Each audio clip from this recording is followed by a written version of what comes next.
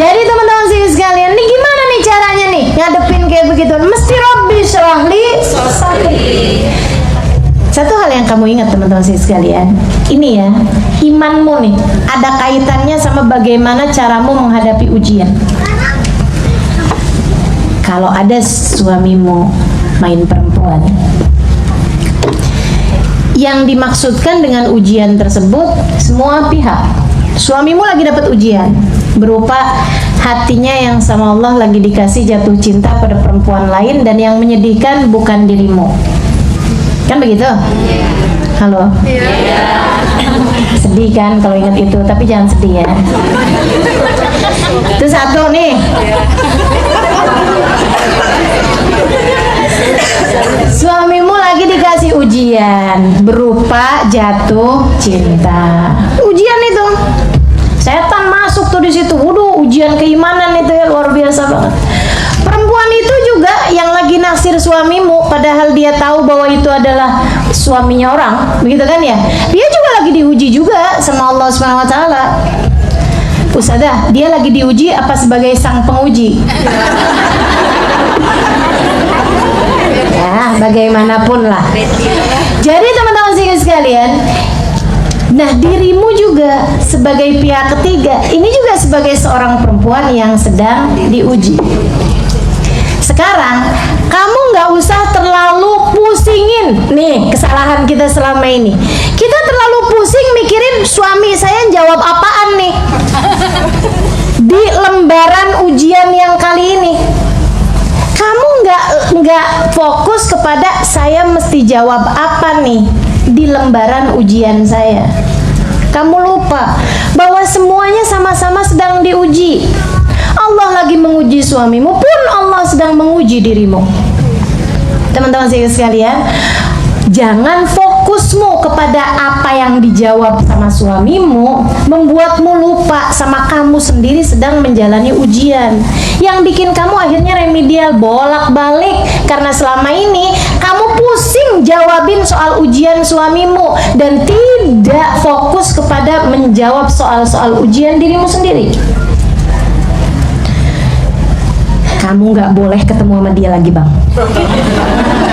Kamu kan lagi pusing mikirin ujiannya dia berarti. Betul? Betul nggak? Iya kan? Pokoknya mulai saat ini HP kamu saya yang pegang. Sita HP segala macem. Waduh, kamu pusing amat sama ujiannya dia. Ujian kamu sendiri nilainya salah. Jadi remedial, nggak kelar-kelar. Gimana sekarang mestinya? Kalau hal ini datang padamu teman-teman saudaraku sekalian, duduklah menghadap Allah. Kemudian muhasabahlah terhadap dirimu sendiri. Mohon maaf teman-teman sekalian, biasanya kalau suaminya diuji dengan suaminya buka cabang, enggak enak ya. Ya. Membuka pintu hati pada wanita yang lain. Biasanya salah satu dari dua sebab. Nih ya, ini ujian antara kita sama Allah ya.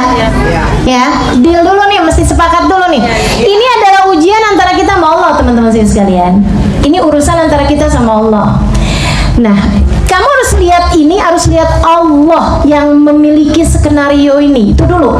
Berarti ini urusannya antara kita sama Allah kan, bukan sama dia, bukan sama suami kita. Urusannya antara kita sama Allah. Ya Allah, kenapa Engkau berikan kepada saya ujian ini? Nah, ini biar kita bisa jawabnya benar. Biasanya salah satu dari dua hal. Satu, kamu terlalu cinta sama suamimu sehingga Allah cemburu padamu. Bisa kayak begitu, bisa.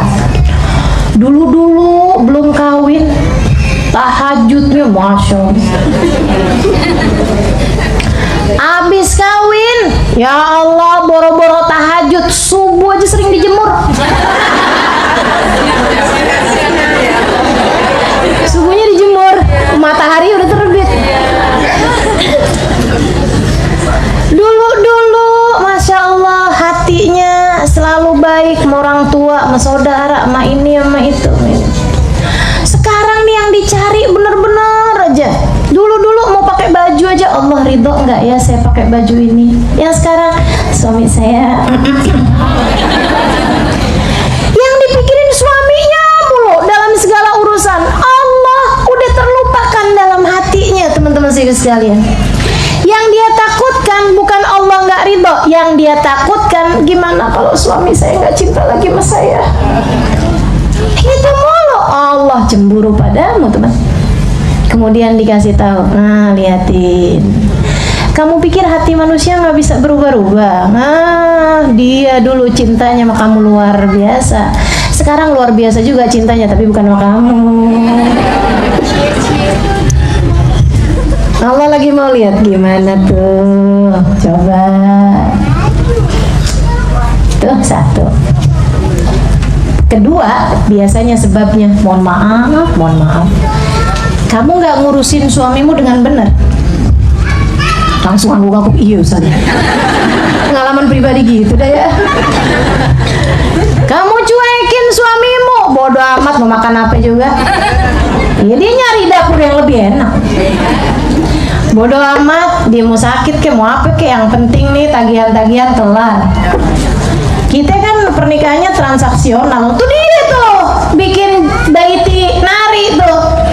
Kalau urusan dalam rumah tangga, tiap kali kamu lihat muka suamimu yang kebayang angka-angka. Tagihan rumah sekian, urusan anak sekolah sekian, belanja ini sekian, bawang sekarang naik, ini naik, itu naik. Ya Allah, ya Allah. Teman-teman sih sekalian yang saya muliakan tuh, kok udah kamu lihat muka suamimu semuanya angka-angka, kamu udah lupa sama Allah berarti.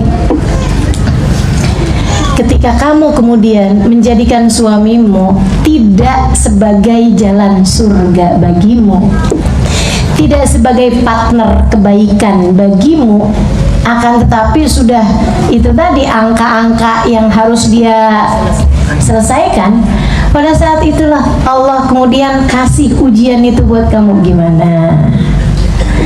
Kamu kan ngerasa kayaknya beban, tugas nih, jalanin jadi istri. Gimana kalau tugasmu dibagi-bagi?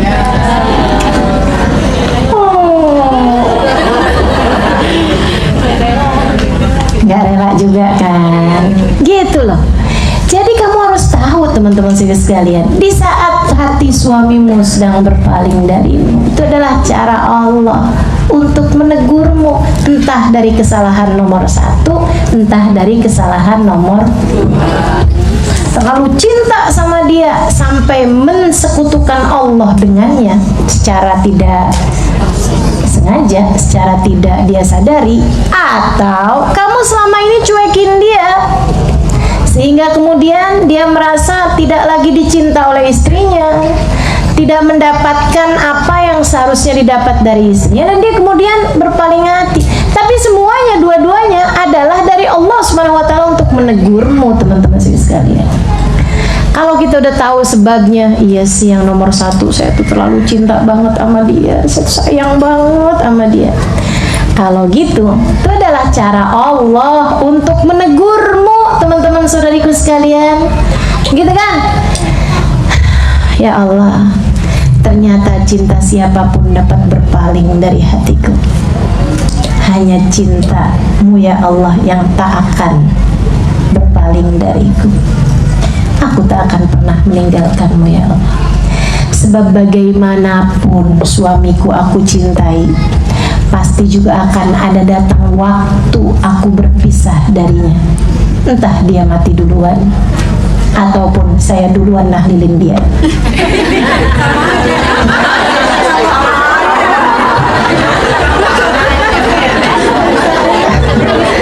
Jujurnya dia nggak mau mati duluan. Entah suami saya mati duluan atau saya yang duluan nahlilin dia. Baik teman-teman sekalian, tapi kan yang namanya manusia memang secita-cinta apapun kita sama dia akan ada datang waktunya berpisah, bukan? Gitu loh. Jadi itu kayak pelajaran aja dari Allah SWT. Gimana nih rasanya? Kan gitu. Iya ya Allah, aku tidak akan pernah meninggalkanmu. Ya Allah, saya tidak akan pernah meninggalkanmu. Ya Allah, mulai sekarang ya Allah, saya akan memperbaiki lagi langkah kehidupan saya. Mulai itu, kamu benar tuh, ngejawab soal-soalnya. Kalau kemudian kamu tata lagi hidupmu, pikiran yang kemarin-kemarin kamu tinggalkan karena sibuk memperhatikan suamimu, rapiin lagi. Sehingga sekalian saya muliakan, ibadah-ibadah Quran dan lain sebagainya kamu rapiin lagi. Selebihnya terhadap suamimu, kamu cintai dia karena dia adalah jalan menuju Allah SWT. Kalau kamu benar cara jawabnya, teman-teman saya sekalian, kamu benar cara jawabnya, kamu nggak peduli siapa itu ceweknya, kamu nggak peduli apa hubungannya sama suamimu, seberapa jauhnya sudah berhubungannya, kamu nggak peduli, karena ini urusannya itu adalah lembar soalnya dia tuh. Saya nggak mau ikut-ikutan. Yang pasti lembar soalan saya harus jawabnya benar. Urusannya urusan saya sama Allah kok. Di saat suaminya ada, jalan surga tuh, gitu kan ya. Begitu suaminya nggak ada, aku akan mendekat kepadamu ya Allah, gitu. Waktunya majelis, waktunya inian, semuanya dirapiin sama dia, teman-teman serius sekalian. Kamu benar jawabnya, kamu akan lihat 1, 2, 3, 4, 5 hari, mungkin 1, 2, 3, 4, 5 minggu, mungkin 1, 2, 3, 4, 5 bulan, mungkin 1, 2, 3, 4, 5 tahun. Kamu akan lihat suamimu kemudian kembali kepadamu dengan rasa hati yang lebih daripada sebelumnya. Bonus dari Allah SWT, karena kamu sudah menjawab soal-soalnya dengan baik, gitu. Baiti Rabbi syrahli, hadirkan Allah dalam hatimu, hadirkan Allah dalam setiap kejadian. Lihat siapapun dengan pandanganmu tanpa melepaskanmu dari Allah Subhanahu wa ta'ala. Itu satu. Wa yassirli amri. Nah, kita juga nih sebagai seorang istri, kamu mesti punya taisirul umur. Sebagai seorang ibu, kamu harus punya sarana prasarananya. Apa tuh taisirul umur?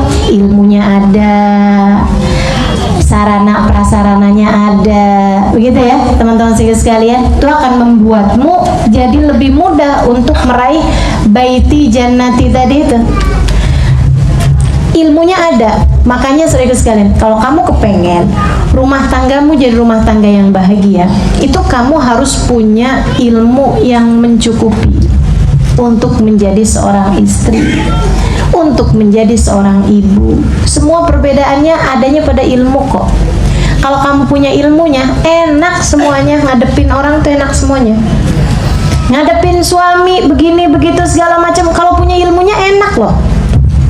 Kalau ada ilmunya, suami marah-marah, teman-teman saudaraku sekalian, kamu mesti punya ilmunya. Apa ilmunya?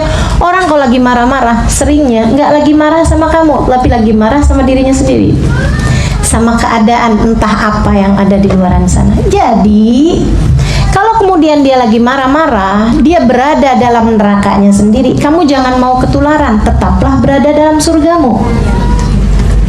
Jadi kalau suami lagi marah-marah, bilangin dalam hatimu aja, oh suami saya lagi ada dalam nerakanya, saya nggak mau ketularan, saya mau ada di surga aja.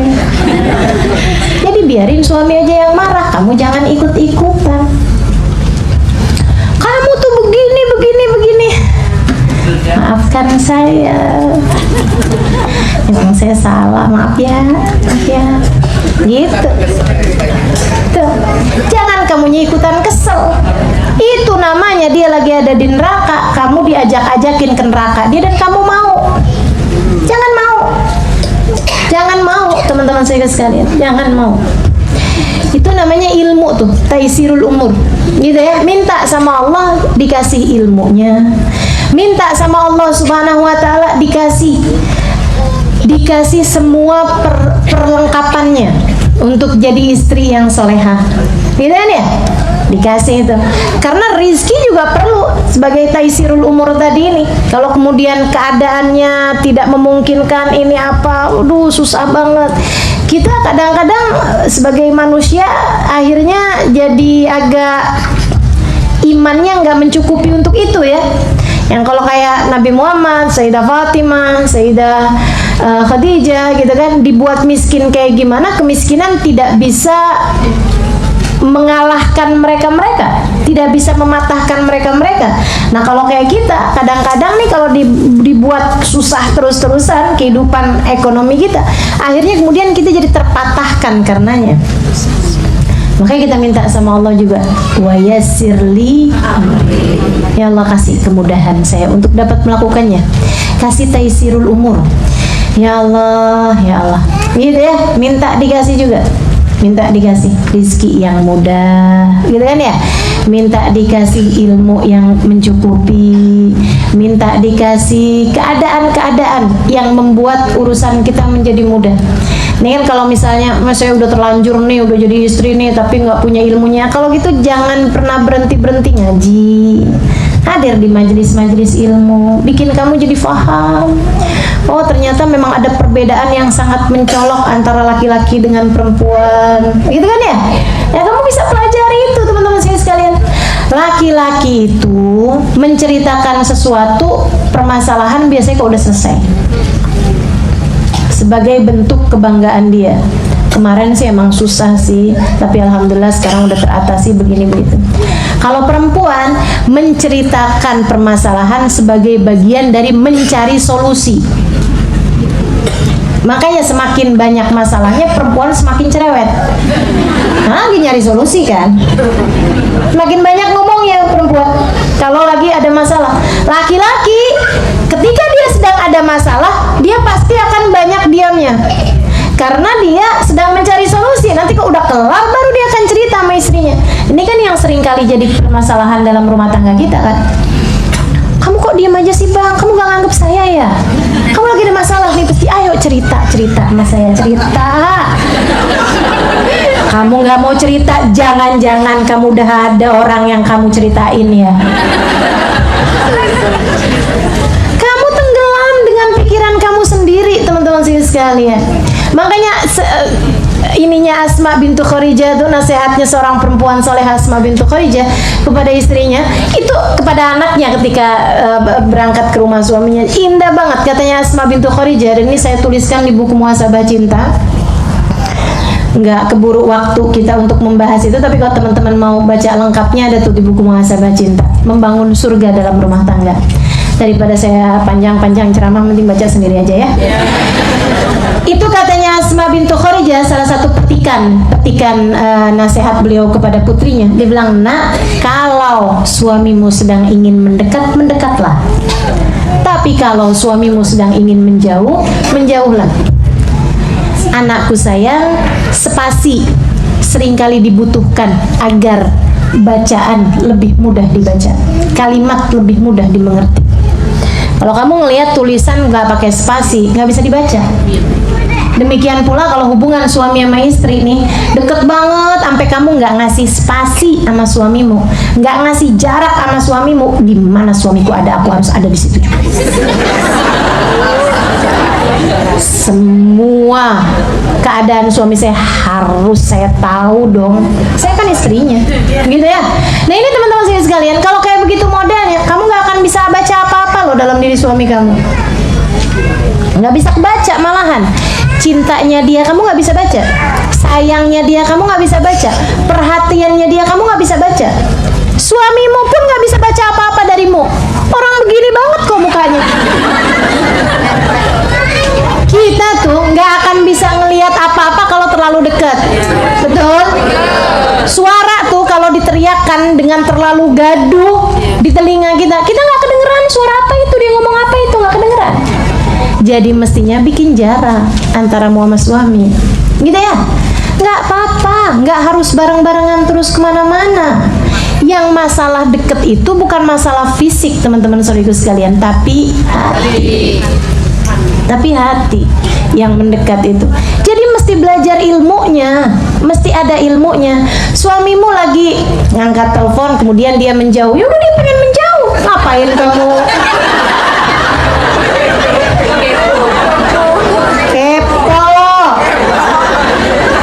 Di saat suami lagi pengen menjauh, kamu malah deketin. Di saat suami lagi mau mendekat, sayang, tadi tuh ya waktu di kantor, oh iya udah lagi tidur di posisinya nih, lagi tiduran, ada kejadian menarik loh. Oh gimana tuh si bapak yang itu loh? Iya gimana bang? Cerita udah panjang lebar, mana dia nih? Ini ulah kita nih, ulah kita. Di saat suami lagi pengen mendekat, kita menjauh. Di saat suami lagi pengen menjauh, kita malah mendekat. Nggak ngerti ilmunya, gitu kan ya? Nah sekarang kita udah ngertiin ilmunya nih, gitu. Jadi teman-teman saudaraku sekalian, pengen bikin baiti jannati, gitu kan?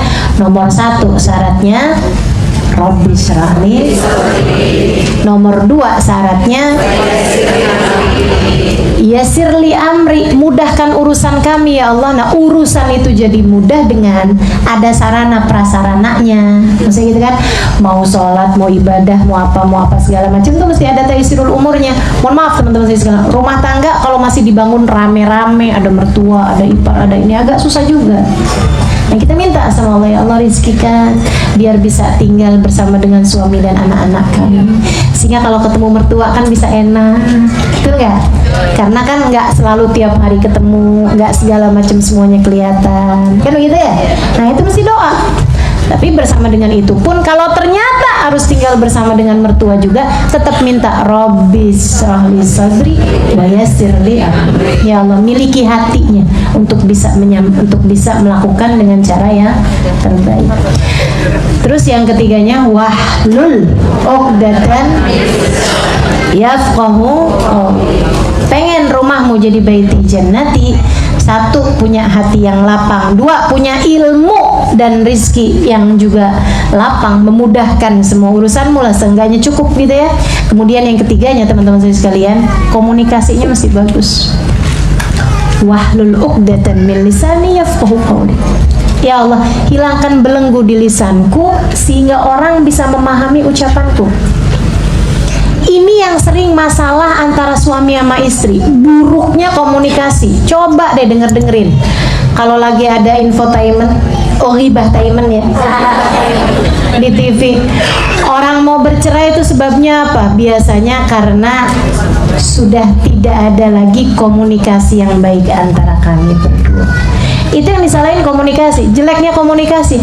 Maka teman-teman sekalian, mau baiti jannati itu harus bagus komunikasi antara kamu sama suami, antara kamu sama anak, antara kamu sama siapapun yang ada di dalam rumah. Ngomong. Saya ingat banget, saya awal-awal nikah tuh suka jadi kayak kebanyakan perempuan yang masa sih kamu gak ngerti, kamu seharusnya ngerti loh, gitu. Jadi kayak malas nerangin apa-apaan. Halo? Oh kayak cuma saya doang ya? Kayak semuanya yang kita mah enggak gitu. Sampai kalau udah ada apa-apa tuh suami saya suka nanya, kamu kenapa sih? Nggak apa-apa. Itu kayak nggak apa-apa tuh kayak sejuta kalimat banget gitu ya. Yang dia tuh kayak coba tafsir apa nih? Saya harus buka di tafsir mana nih? Ya Allah. Dan itu dia suka bilang gitu, kamu harus cerita Lima ada apa? Saya ini bukan dukun dan belum jadi wali. Itu kalimat dia banget ya. Saya bukan dukun dan saya belum jadi wali. Yang tahu isi hatinya orang tanpa diceritain. Jadi ngomong ada apa gitu. Ini juga perbedaan antara kita nih perempuan sama laki-laki. Laki-laki tahu apa yang dia mau, perempuan tahu apa yang dia tidak mau. Saya kasih tahu ilmunya. Emang ilmunya. Laki-laki tahu apa yang dia mau, perempuan tahu apa yang dia nggak mau. Jadi, sayang kita makan di luar yuk. Boleh. Makan di mana ya? Kan perempuan nggak tahu kan dia mau apa. Terserah. Kalau gitu kita ke restoran Padang yang itu aja yuk. Enggak. Kan dia tahu apa yang dia nggak mau. Jadi restoran Padang dia nggak mau. Oh, kalau gitu kemana? Terserah. Dia nggak tahu apa yang dia mau. Kita ke sate yang pinggir jalan sana aja yuk. Nggak mau ah. Minggu lalu udah ke situ. Terus kemana dong? Terserah. Sampai ditemukan keduanya mati dalam keadaan kelaparan. sekalian. Ya Allah, ya Allah, bener-bener banget dah. Ayolah teman-teman saya sekalian, komunikasimu tuh dibangun. Ada sesuatu hal yang kamu rasa suamimu perlu tahu, ya kasih tahu. Kan begitu ya? Ya kasih tahu gitu. Kadang-kadang memang sih ya, udah dikasih tahu bolak-balik dia kayak nggak mau tahu. Karena memang orang tuh juga suka mendengar apa yang dia ingin dengar. Kan itu, kalau dia nggak kepengen dengar ya dia kayak nggak mau dengar gitu, cuek aja. Nah itu sekalian saya muliakan, kita mesti belajarin terus suami kita apa yang bisa bikin dia marah, kita pelajarin, komunikasinya dibangun. Yafqahu. Kalau kamu biasa melihat, biasa mempelajari, biasa membaguskan komunikasi antara kamu sama suami kamu, lama-lama kamu akan bisa mendengar apa yang dia inginkan tanpa harus dia berbicara.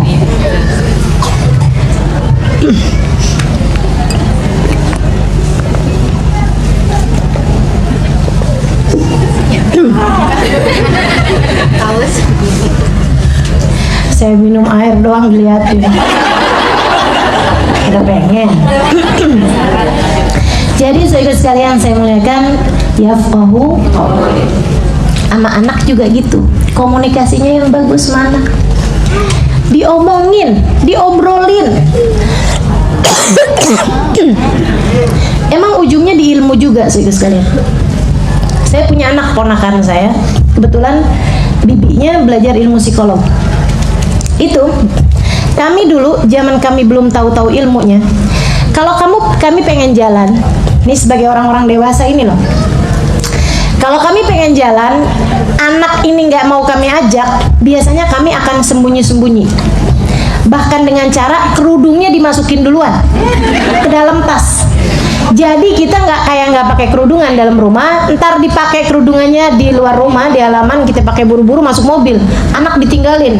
Habis itu tinggal baru udah dia nangis, gitu kan ya? Begitu aja tuh kerjaannya gitu. Zaman kita dulu nggak ngerti ilmu komunikasi. Nah sekarang nggak kayak gitu. Sekarang dikasih tahu, anak-anak tuh kasih tahu.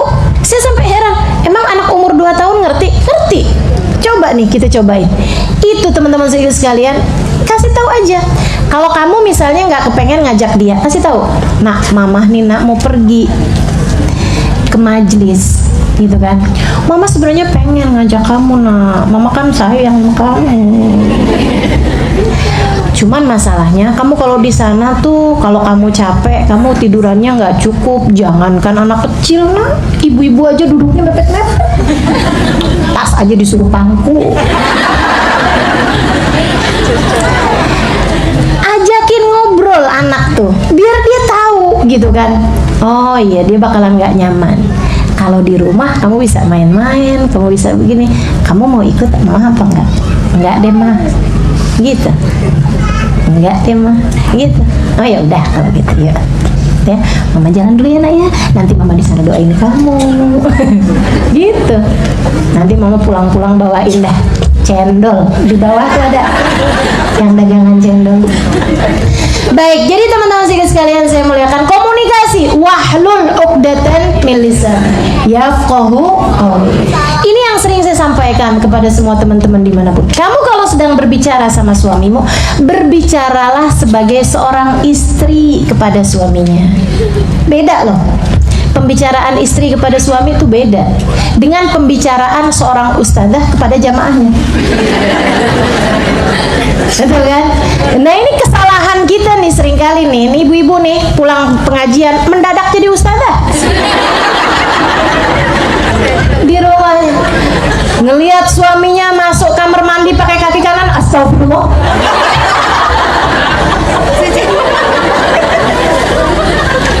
Suami gini, kenapa kamu? Tadi saya lihat kakimu masuk pakai kaki kanan. Nabi Muhammad. Ya Allah, ya Allah. Kamu kalau bicara sama suamimu, jangan ngajakin debat.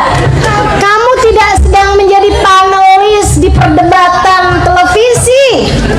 Kamu kalau berbicara kepada suami, bicaralah sebagai seorang istri kepada suaminya. Gimana sih ngomongnya istri sama suami?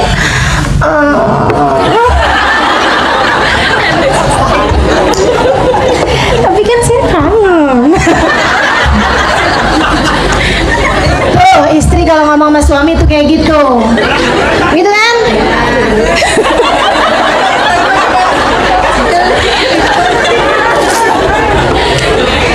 Maksud saya itu loh, kalau kamu mau berbanja-manja, orang yang paling pantas mendapatkan kemanjaanmu adalah suamimu, gitu kan ya? Kamu nggak mau berkata yang manis, indah, cakep sama suamimu, tapi giliran ada perempuan lain yang berkata seperti itu pada suamimu, kamu marah. Kan nggak pantas namanya. Kalau bicara sama suami, bicaralah sebagai seorang istri kepada suaminya.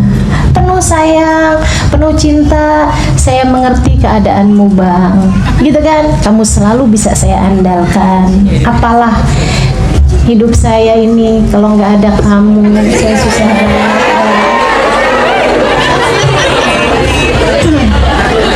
Di luar saya bisa jadi seorang ustazah, tapi di dalam rumah saya hanya istrimu bang.